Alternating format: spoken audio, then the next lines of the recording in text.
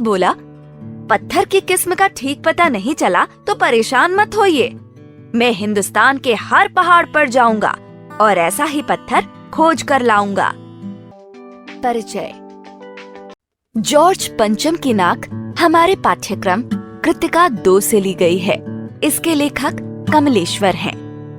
पाठ में सारा व्यंग्य नाक शब्द पर केंद्रित करते हुए लेखक ने अंग्रेजी हुकूमत से आजादी मिलने के बाद भी सत्ता से जुड़े विभिन्न प्रकार के लोगों की औपनिवेशिक दौर की मानसिकता और विदेशी आकर्षण पर गहरी चोट की है। यह बात उस समय की है जब इंग्लैंड की रानी एलिजाबेथ द्वितीय मई अपने पति के हिंदुस्तान पधारने वाली थी। अखबारों में उनकी चर्चा हो रही थी। रोज लंदन के अखबारों से खबरें आ रही थीं कि शाही दौरे के लिए कैसी कैसी तैयारियां हो रही हैं। रानी एलिजाबेथ का दर्जी परेशान था कि हिंदुस्तान, पाकिस्तान और नेपाल के दौरे पर रानी कब क्या पहनेंगी। उनका सेक्रेटरी और शायद जासूस भी उनके पहले ही इस महाद्वीप का तूफानी दौरा करने वाला था। आखिर कोई मजाक तो था नहीं। जमाना चूंकि नया था, फौज फाटे के साथ निकलने के दिन बीत चुके थे, इसलिए फोटोग्राफरों की फौज तैयार हो रही थी। इंग्लैंड के अखबारों की कतरनें हिंदुस्तानी अखबारों में दूसरे दिन चिपकी नजर आती थी कि रानी ने एक ऐसा हल्के नीले रंग का सूट बनवाया है जिसका रेशमी कपड़ा हिंदुस्तान से मंगाया गया है। ये करीब 400 पाउंड खर्चा उस सूट पर आया है। रानी एलिजाबेथ की जन्म पत्री भी छपी, प्रिंस फिलिप के कारनामे छपे और तो और उनके नौकरों, बावर्चियों, खानसामों, अंगरक्षकों की पूरी जीवनियां देखने में आई। शाही महल में रहने और पलने वाले कुत्तों तक की तस्वीरें अखबारों में छप गईं। बड़ी धूम थी, बड़ा शोर शराबा था। शंख इंग्लैंड में बज रहा था, गूंज हिंदुस्तान में आ रही थी। इन अखबारों से हिंदुस्तान में सनसनी फैल रही थी। राजधानी में तहलका मचा हुआ था। जो रानी 5000 रुपए का रेशमी सूट पहनकर पालम के हवाई अड्डे पर उतरेगी, उसके लिए कुछ तो होना ही चाहिए। कुछ क्या, बहुत कुछ होना चाहिए। जिसके बावर्ची पहले महायुद्ध में जान हथेली पर लेकर लड़ चुके हैं, उसकी शान शौकत के क्या कहने। और वही रानी दिल्ली आ रही है। नई दिल्ली ने अपनी तरफ देखा और बेसाख्ता मुंह से निकल गया, वह आए हमारे घर, खुदा की रहमत। कभी हम उनको, कभी अपने घर को देखते हैं और देखते देखते नई दिल्ली का काया पलट होने लगा। और करिश्मा तो यह था कि किसी ने किसी से नहीं कहा, किसी ने किसी को नहीं देखा। सड़कें जवान हो गईं, बुढ़ापे की धूल साफ हो गई। इमारतों ने नाज़नीनों की तरह श्रृंगार किया। लेकिन एक बड़ी मुश्किल पेश थी, वह थी जॉर्ज पंचम की नाक। नई दिल्ली में सब कुछ था, सब कुछ होता जा रहा था, सब कुछ हो जाने की उम्मीद थी, पर जॉर्ज पंचम की नाक बड़ी मुसीबत थी। नई दिल्ली में सब था, सिर्फ नाक नहीं थी।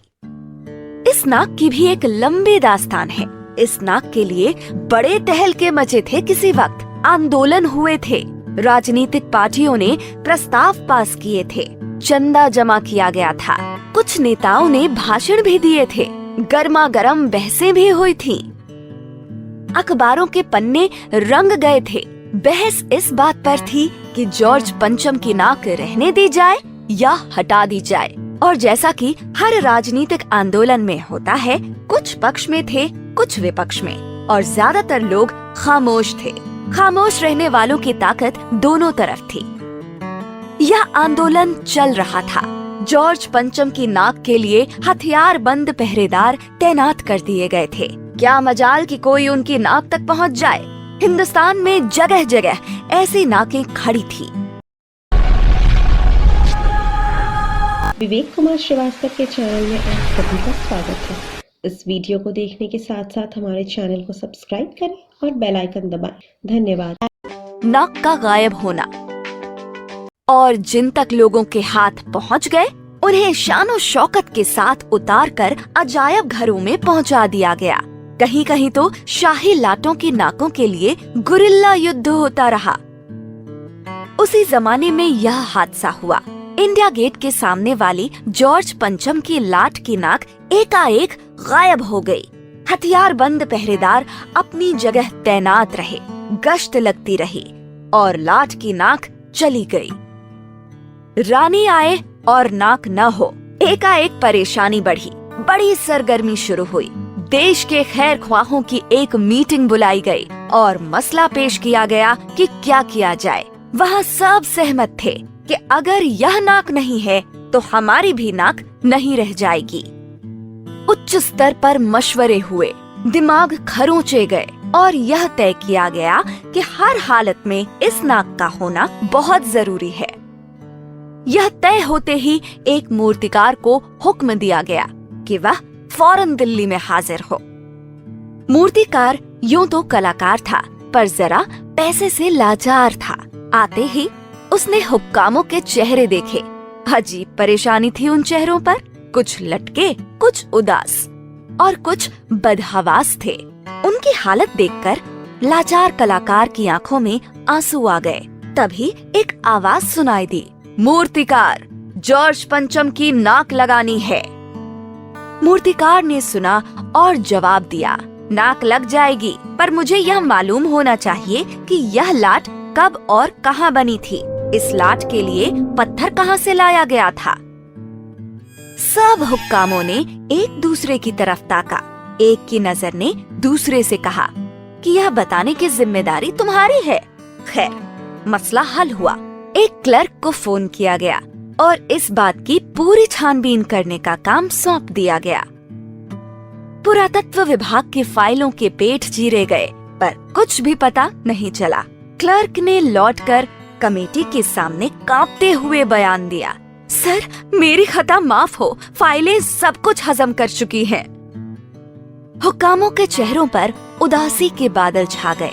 एक खास कमेटी बनाई गई और उसके जिम्मे यह काम दे दिया गया कि जैसे भी हो यह काम होना है और इस नाक का दारोमदार आप पर है। आखिर मूर्तिकार को फिर बुलाया गया। उसने मसला हल कर दिया। वह बोला, पत्थर की किस्म का ठीक पता नहीं चला तो परेशान मत होइए। मैं हिंदुस्तान के हर पहाड़ पर जाऊंगा और ऐसा ही पत्थर खोज कर लाऊंगा। कमेटी के सदस्यों की जान में जान आई। सभापति ने चलते चलते गर्व से कहा, ऐसी क्या चीज है जो हिंदुस्तान में मिलती नहीं। हर चीज इस देश के गर्भ में छिपी है। जरूरत खोज करने की है। खोज करने के लिए मेहनत करनी होगी। इस मेहनत का फल हमें मिलेगा। आने वाला जमाना खुशहाल होगा। यह छोटा सा भाषण फौरन अखबारों में छप गया। मूर्तिकार हिंदुस्तान के पहाड़ी प्रदेशों और पत्थरों की खानों के दौरे पर निकल पड़ा। कुछ दिन बाद वह हताश लौटा। उसके चेहरे पर लानत बरस रही थी।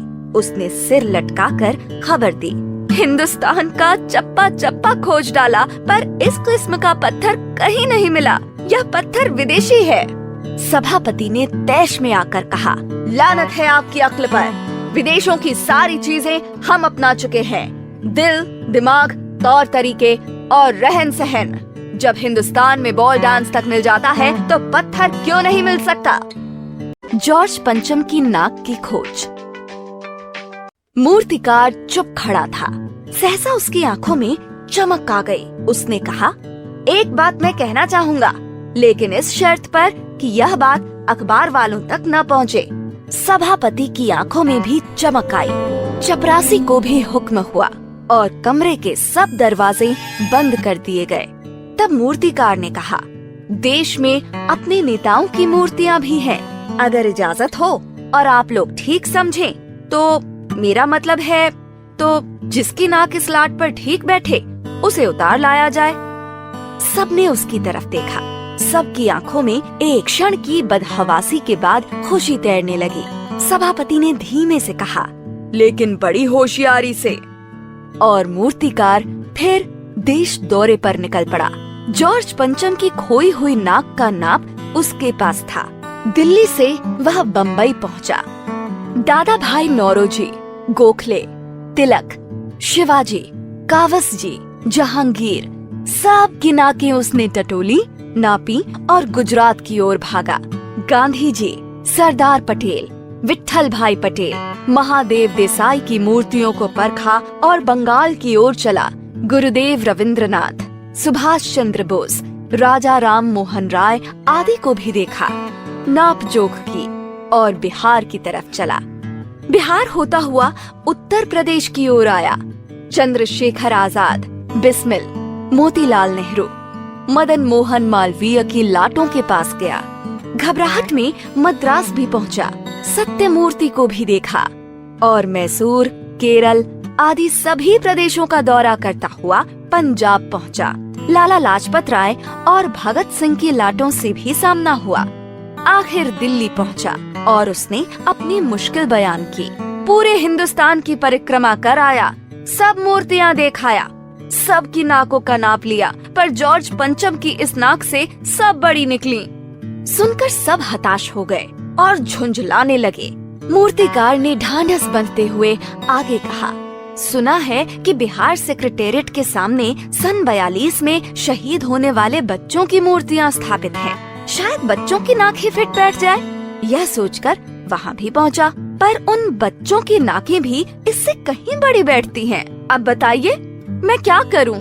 राजधानी में सब तैयारियां थीं। जॉर्ज पंचम की लाट को मल मल कर नहलाया गया था, रोगन लगाया गया था, सब कुछ हो चुका था, सिर्फ नाक नहीं थी। बात फिर बड़े हुक्कामों तक पहुंची। बड़ी खलबली मची। अगर जॉर्ज पंचम के नाक न लग पाई तो फिर रानी का स्वागत करने का मतलब यह तो अपनी नाक कटाने वाली बात हुई। नई योजना का प्रस्ताव। लेकिन मूर्तिकार पैसे से लाचार था, यानी हार मानने वाला कलाकार नहीं था। एक हैरत अंगेज ख्याल उसके दिमाग में कौंधा और उसने पहले शर्त दोहराई। जिस कमरे में कमेटी बैठी हुई थी उसके दरवाजे फिर बंद हुए और मूर्तिकार ने अपनी नई योजना पेश की। चूँकि नाक लगना एकदम जरूरी है, इसलिए मेरी राय है कि 40 करोड़ में से कोई एक जिंदा नाक काट कर लगा दी जाए। बात के साथ ही सन्नाटा छा गया। कुछ मिनटों की खामोशी के बाद सभापति ने सबकी तरफ देखा। सबको परेशान देखकर मूर्तिकार कुछ अचकचाया और धीरे से बोला, आप लोग क्यों घबराते हैं? यह काम मेरे ऊपर छोड़ दीजिए। नाक चुनना मेरा काम है, आपकी सिर्फ इजाजत चाहिए। कानाफूसी हुई और मूर्तिकार को इजाजत दे दी गई। अखबारों में सिर्फ इतना छपा था कि नाक का मसला हल हो गया है और राजपथ पर इंडिया गेट के पास वाली जॉर्ज पंचम की लाट के नाक लग रही है।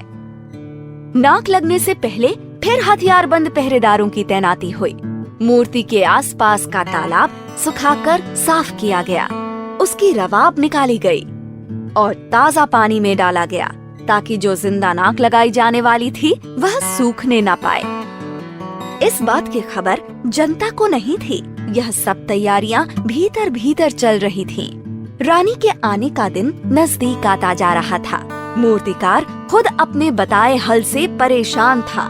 जिंदा नाक लाने के लिए उसने कमेटी वालों से कुछ और मदद मांगी, वह उसे दी गई, लेकिन इस हिदायत के साथ कि एक खास दिन हर हालत में नाक लग जानी चाहिए। और वह दिन आया। जॉर्ज पंचम के नाक लगाई गई। सब अखबारों ने खबरें छापी कि जॉर्ज पंचम के जिंदा नाक लगाई गई है, यानी ऐसी नाक जो कतई पत्थर की नहीं लगती। लेकिन उस दिन के अखबारों में एक और बात गौर करनी थी। उस दिन देश में कहीं भी किसी उद्घाटन की खबर नहीं थी।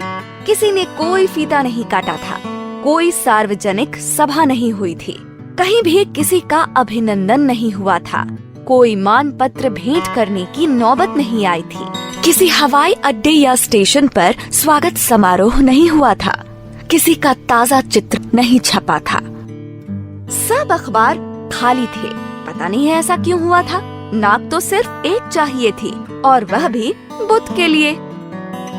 ऐसे ही और वीडियोस देखने के लिए हमारे वीडियो को लाइक करें, चैनल को सब्सक्राइब करें और बेल आइकन जरूर दबाएं।